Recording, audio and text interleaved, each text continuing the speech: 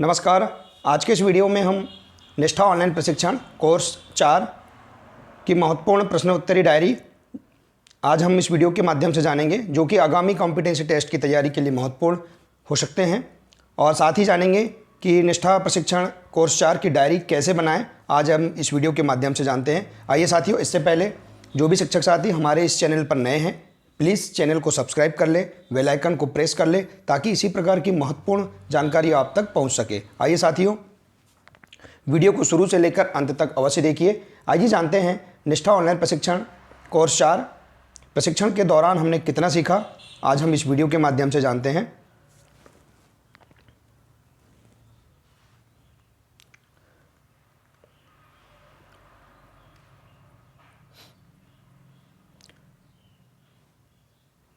निष्ठा ऑनलाइन प्रशिक्षण कोर्स 4 शिक्षण अधिगम प्रक्रिया में जेंडर आयामों का समाकलन। आइए जानते हैं इस कोर्स से संबंधित महत्वपूर्ण प्रश्नोत्तर, जो हमारी समझ को और अधिक मजबूत बना सकते हैं। आइए जानते हैं कि प्रशिक्षण के दौरान हमने कितना सीखा।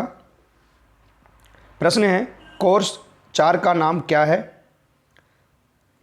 साथियों, हम जो भी कोर्स पूर्ण कर रहे हैं, आगामी जो आकलन परीक्षा होगी उसके दौरान कोर्स के नाम, उससे संबंधित जो महत्वपूर्ण प्रश्न हैं, ऐसे प्रश्न हमें जानकारी में रहना चाहिए। आइए जानते हैं इसी से संबंधित महत्वपूर्ण जानकारी। दिया है प्रश्न, कोर्स 4 का नाम क्या है? आंसर है, कोर्स 4 का नाम शिक्षण अधिगम प्रक्रिया में जेंडर आयामों का समाकलन। अगला प्रश्न है, कोर्स 4 का उद्देश्य क्या है? आंसर है, कोर्स 4 का उद्देश्य शिक्षकों व बच्चों के बीच मौजूदा जेंडर संबंधी पक्षपात, पूर्वाग्रह को पहचानना तथा बालिकाओं की शिक्षा व सशक्तिकरण को बढ़ावा देना है। कोर्स 4 का उद्देश्य। अगला प्रश्न है, पाठ्यक्रम में जेंडर के समावेश का क्या कारण है? आंसर है, जेंडर का समावेश न केवल इसलिए है कि महिलाओं या बालिकाओं के आत्मसम्मान को बढ़ावा दिया जाए, बल्कि इसके साथ पुरुषों या बालकों को पितृसत्तात्मक समाज व शक्ति आधारित संबंधों की धारणा पर विचार करने में सक्षम किया जा सके। ये इस प्रश्न का आंसर था। अगला प्रश्न है, जेंडर क्या है? आंसर है, जेंडर सामाजिक रूप से निर्धारित महिला, पुरुष व ट्रांसजेंडर के बीच अंतर को संदर्भित करता है। अतः जेंडर की परिभाषा समाज के द्वारा बनाई जाती है या समाज ने बनाई है। इस प्रकार से जेंडर के बारे में हमने जाना। अगला प्रश्न है, प्रछन्न पाठ्यक्रम क्या है? बहुत ही महत्वपूर्ण प्रश्न है। आइए जानते हैं आंसर। प्रछन्न को हम गुप्त पाठ्यक्रम भी कहते हैं, गुप्त या हिडन कहते हैं। अर्थात विद्यालय परिसर में जिस पाठ्यक्रम को शिक्षण में न जोड़कर गुप्त रूप से बच्चों के बीच प्रस्तुत किया जाए, वह प्रछन्न या गुप्त पाठ्यक्रम है। जैसे लड़का लड़की की समझ, उनके कार्य से, या और भी हम सरल रूप में जान सकते हैं, हिडन पाठ्यक्रम एक ऐसा शब्द है जिसका इस्तेमाल उन चीज़ों का वर्णन करने के लिए किया जाता है जो बिना स्पष्ट रूप से पढ़ाए जाने वाले छात्रों को बताई जाती है। अधिकांश समय यह विचार धाराओं और कुछ समस्याओं से निपटने के तरीकों की तरह शैक्षिक अवधारणाओं की चिंता करता है। तो इस प्रकार से प्रछन्न के बारे में हमने इस प्रश्न का उत्तर हमने जाना। आइए अगला प्रश्न है, पुरुषों व महिलाओं के प्रति रूढ़िवादी धारणा क्या है? आंसर है, पुरुषों के प्रति रूढ़िवादिता यह है कि ये निडर, बहादुर, सक्षम, शक्तिवान एवं परिवार के पालन करता हैं, जबकि महिलाओं के प्रति रूढ़िवादिता यह है कि स्त्रियां कमज़ोर, भावुक, शर्मीली, सुंदर तथा किसी न किसी पर आश्रित रहती हैं। अगला प्रश्न है, क्या पुरुषों और महिलाओं पर यह रूढ़िवादिता धारणा सही है? आंसर है, नहीं, यह धारणा बिल्कुल गलत है। समाज में दोनों का स्थान बराबर है तथा महिला भी पुरुषों के समान हर कार्य में आगे हैं। अगला प्रश्न है, ऐसे महिलाओं के नाम बताइए जो समाज में या देश में अपना नाम रोशन किया है, जिन्होंने। आंसर है पहला कल्पना चावला, दूसरा है किरण बेदी, मदर टेरेसा, शकुंतला देवी, जानकी अम्मल, लक्ष्मी लकड़ा, मैरी कॉम, साइना नेहवाल इत्यादि ऐसी महिलाएं जो हमारे देश में अपना नाम रोशन किया है। अगला प्रश्न है, क्या शारीरिक गुण एक अच्छा शासक या नेता होने के लिए पर्याप्त है? आंसर है नहीं। अगला प्रश्न है, क्या महिलाएं शक्ति व अधिकार वाले पदों को संभालने के लिए पुरुषों की अपेक्षा कम सक्षम हैं? आंसर है नहीं, महिला पुरुषों की भांति सक्षम हैं। अगला प्रश्न है, क्या लड़के की तरह लड़कियों को भी समता का अधिकार है? आंसर है हाँ। अगला प्रश्न है, क्या पिता की संपत्ति में बेटियों का भी अधिकार है? आंसर है हाँ। अगला प्रश्न, जेंडर और सेक्स में क्या अंतर है? आंसर है, जेंडर एक सामाजिक वर्गीकरण है, जबकि सेक्स या यौन जैविक वर्गीकरण है। अगला प्रश्न है, सही जोड़ी बनाइए।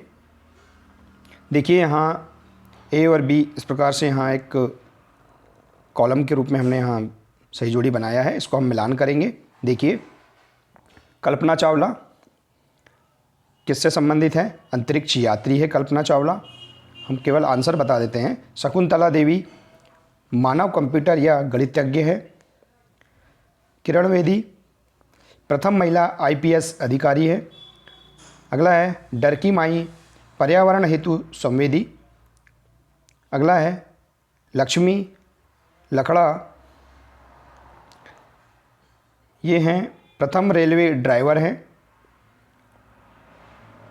अगला है साइना नेहवाल, साइना नेहवाल एक बैडमिंटन खिलाड़ी हैं। पीटी उषा महिला धावक हैं। मदर टेरेसा संत की उपाधि। जानकी अम्मल जीव विज्ञानी हैं। और टेस्सी थॉमस मिसाइल महिला है। तो इस प्रकार से हमने जो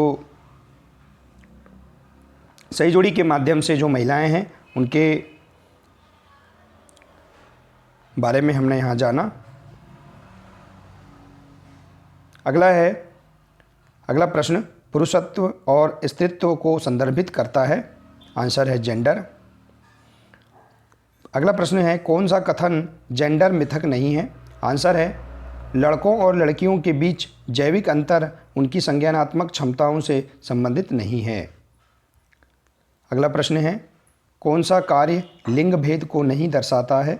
आंसर है शेफाली पर्वतारोही बनने के लिए प्रशिक्षण ले रही है। अगला प्रश्न है, कौन सा कथन लड़कियों या महिलाओं के बारे में एक जेंडर स्टीरियोटाइप नहीं है? इसका आंसर है लड़कियों या महिलाओं के पास नेतृत्व कौशल है और वे किसी भी पेशे में उत्कृष्टता प्राप्त कर सकती हैं। अगला प्रश्न है, निम्नलिखित में से कौन सा वाक्य सही है? आंसर है लड़के और लड़कियों के साथ बराबरी का व्यवहार किया जाना चाहिए। अगला प्रश्न है, क्या यह कथन सही है? राजनीति में सत्ता और अधिकार के पदों को संभालने में पुरुषों की तुलना में महिलाएं कम सक्षम हैं? आंसर है नहीं, वे सत्ता और अधिकार के पदों को संभालने में पुरुषों की तरह ही सक्षम हैं। अगला प्रश्न है, निम्नलिखित में से कौन सा कथन लड़कों या पुरुषों के बारे में एक जेंडर स्टीरियोटाइप नहीं है? आंसर है लड़के या पुरुष बच्चे पैदा करने के साथ साथ खाना भी बना सकते हैं। अगला प्रश्न है, निम्नलिखित में से कौन सा गुण लड़कों और लड़कियों दोनों के लिए सही है? आंसर है ये सभी भावुक, स्वतंत्र और मेहनती। तो ये जो तीनों गुण हैं ये लड़के और लड़कियों दोनों के लिए सही हैं। अगला प्रश्न है, जेंडर के बारे में निम्नलिखित में से क्या सही नहीं है? आंसर है जेंडर पुरुषों, महिलाओं और ट्रांसजेंडर के बीच जैविक अंतर को दर्शाता है। यह कथन सही नहीं है। अगला प्रश्न है, जेंडर और यौन के बीच आवश्यक अंतर क्या है? आंसर है यौन एक जैविक अंतर है, जबकि जेंडर पुरुषों और महिलाओं के बीच एक सामाजिक रूप से निर्धारित अंतर है। तो इस प्रकार से साथियों निष्ठा प्रशिक्षण कोर्स 4 की हमने जो महत्वपूर्ण प्रश्नोत्तरी डायरी आज हमने इस वीडियो के माध्यम से जाना। साथियों आप इस वीडियो के माध्यम से आप भी एक सुंदर डायरी बना सकते हैं। देखिए साथियों, इस प्रकार से आप अपनी एक डायरी में इसे नोट डाउन कर सकते हैं। कोर्स 4 शिक्षण अधिगम प्रक्रिया में जेंडर आयामों का समाकलन। तो इस प्रकार से आप एक महत्वपूर्ण प्रश्नोत्तरी डायरी आप बना सकते हैं जो कि हमारे आगामी कॉम्पिटेंसी टेस्ट की तैयारी के लिए महत्वपूर्ण हो सकते हैं। तो साथियों आपको मेरा यह प्रयास अगर अच्छा लगा हो तो वीडियो को लाइक और अधिक से अधिक शेयर करिए और अंत में मेरे चैनल को सब्सक्राइब करिए। नमस्कार।